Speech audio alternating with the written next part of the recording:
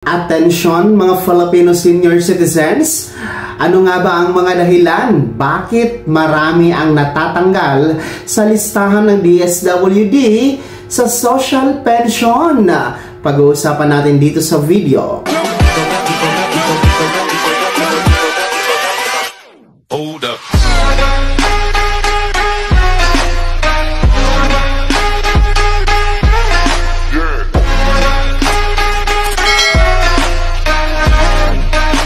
Hello mga ka-vlogs! Welcome dito sa aking YouTube channel. Magandang araw po sa lahat ng mga manonood. Saan po kayo dako sa mundo? Kumusta kayo mga ka-vlogs? Eto, makinig kayo mga lolo at lola. Ano nga ba ang mga dahilan bakit marami pa rin ang natatanggal sa listahan ng DSWD dito sa Social Pension Program na 1,000 piso buwan ng pensyon? Mamaya-maya tatalakayin natin kung paano nga din ba mag-apply at makasama dito. Pero kung bago ka pa lang dito sa akin channel o di kaya hindi ka pa nakasubscribe, i-click nyo muna ang subscribe button na nasa baba. So eto na nga po, no, makinig kayo mga Filipino senior citizens. Alamin natin dahil ang dami pa rin pong natatanggal, no, dito sa Social Pension Program na hawak po ng DSWD for our indigent senior citizens. So ito pong Social Pension Program ay 1,000 piso na buwan ng pensyon ito para sa ating mga nakakatanda. Handog po o bigay ng gobyerno sa ilalim ng pamamahala ng DSWD. Ang dami po kasing natatanggal dito mga vlogs. So, kailangan natin itong i-evaluate at tatalakayin, no? Para nang sa ganon ay maiwasan po ng mga kasama na sa social pension at sa mga nag-a-apply pa. Nang sa ganon, hindi kayo matanggal dito sa programang ito. Well, balikan lamang natin, no? Una, ano nga ba ang mga rason? Balikan natin ang pinaka-basic na pundasyon, no? Dito sa Social Pension Program ng DSWD. Balikan natin yung criteria, yung qualification mga ka-vlogs. Paano nga ba makasama at paano nga ba masasabing isang kwalipikado ang lolo o lola na makasama sa programang ito. So, nais ko lamang pong uulitin sa inyo at para na din po sa mga hindi pa nakakaalam na mga seniors na itong Social Pension Program ng DSWD ay para lamang ito sa mga indigent senior citizens. Ibig sabihin po ng indigent, walang-wala sa buhay, mahihirap na mga senior citizens. So, paano nga ba ma-identify na isang indigent, ang isang senior citizen? Meron pong 4 na batayan dyan. Una po ay may karamdaman. Pangalawa, may kapansanan. Pangatlo po ay wala pong pambili ng pagkain, walang pambili ng gamot. Pang-apat, walang nagbibigay ng sustento mula sa anak o kapamilya. So yan po ang basihan para ma-identify tayo as indigent senior citizen. So alinman doon sa 4 na nabanggit po natin mga ka-vlogs ay po pwede kayong mag-apply sa social pension.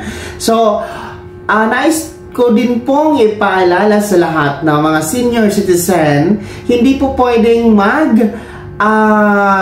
apply o makasama dito sa social pension ang mga merong tinatanggap na pensyon mula sa SSS, GSIS, PVAW pension at iba pa.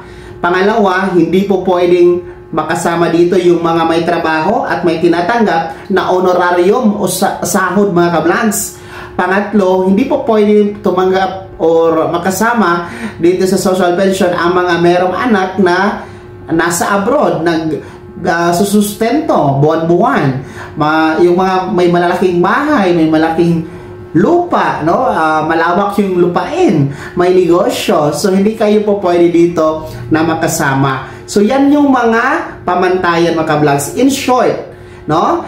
Ang mga rason kung bakit natatanggal ang ating mga nasa listahan sa social pension ay dahil hindi sumunod sa criteria at dahil hindi po napabilang sa indigent senior citizen. So, siguro tinatanong nyo, kung hindi po kwalipikado, bakit po nakasama sa listahan? Eh, yun yung malaking malaking katanungan mga ka-vlogs, no? At yan po ay siguro doon pa lang sa pag-apply, meron ng nangyayaring palakasan system, baka naman kakilala, no? Baka naman kaalyado, no? Hindi natin alam bakit napasama dyan. Kaya nga po, ang DSWD ay nagkakaroon po ng evaluation time to time sa mga benepisyaryo ng nasabing social pension para malaman kung sino ang dapat tanggalin at dapat manatili bilang benepisyaryo sa nasabing programa. Yan po ay 1,000 piso na buwan ng pensyon. Ang payout po niyan ay every 3 months na 3,000 piso at sa buong taon po ay 12,000 pesos ang nakukuha po ng ating mga benepisyaryo. Nasa 4.5 or 4.6 million po ang benepisyaryo sa kasalukuyan ng DSWD Social Pension. Kaya naman po sa mga gusto mag-apply dito at pasok naman sa criteria, basta wala kayong pensyon na tinatanggap, mahihirap talaga kayo, mag-apply kayo sa OSCA office na andyan sa inyong lugar para ma-evaluate kung talagang kwalipikado kayo at nang makasama sa listahan o master list sa susunod na payout dito sa social pension mga ka-vlogs.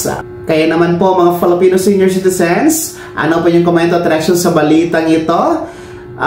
Sino sa inyo dito ang natanggal sa social pension na listahan? Pangalawa, sino sa inyo dito ang may alam na hindi naman kwalipikado pero nakasama pa rin sa social pension? No? Lahat ng yan, ibahagi niyo po sa comment section na nasa baba. Pakilakip ng buong pangalan at kung taga saan kayo. Bago ako magtapos sa video na to, kung gusto niyo pong sumuporta sa aking YouTube channel, maaari niyo pong i-click ang ating super thanks button na nasa baba. Sa mga gusto maging miyembro, pwede i-click nyo lamang ating join button. Maraming perks dyan mga ka-vlogs. Be my member now. Sana naging gabay ang video na to kahit paano na pag-uusapan natin ang mga mahahalagang bagay-bagay na may kinalaman sa ayuda, programa at benepisyo ng mga senior citizen. Kung hindi ka pa nakasubscribe dito sa aking YouTube channel, maaaring nang i-click ang ating subscribe button na nasa baba. Huwag kalimutan na pindutin ang notification bell, ilagay sa all para updated ka sa lahat ng mga videos na i-upload ko. Maaaring nyo din i-like ang video na to at kung meron ka pang magkatanungan, maaaring nyo i-komento sa comment section na nasa baba. Paki-follow na din po ang aking official Facebook page na nasa screen nyo. Muli po, ako si Daniel Timpawa na nagsasabing dito sa aking YouTube channel, pawang katotohanan at lahat, totoo lamang.